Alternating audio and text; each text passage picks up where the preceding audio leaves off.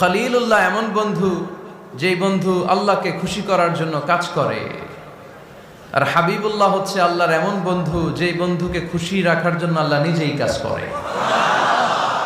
আল্লাহর হাবিব সাল্লাল্লাহু আলাইহি ওয়াসাল্লাম ছিলেন হাবিবুল্লাহ। চিল্লায় বলেন তিনি কি ছিলেন? হাবিবুল্লাহ। এত মর্যাদা, এত সম্মান, এত স্ট্যাটাস গোটা বিশ্বের দ্বিতীয় কারো আছে? আল্লাহর হাবিব সাল্লাল্লাহু আলাইহি ওয়াসাল্লামের নুরানি চেহারার মতো চেহারা পৃথিবীর অন্য কারো আছে?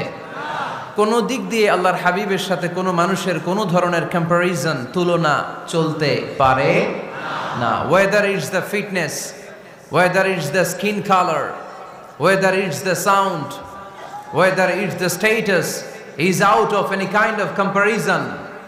তিনি সব ধরনের তুলনার ঊর্ধ্বে। As a father, as a teacher, as a commander,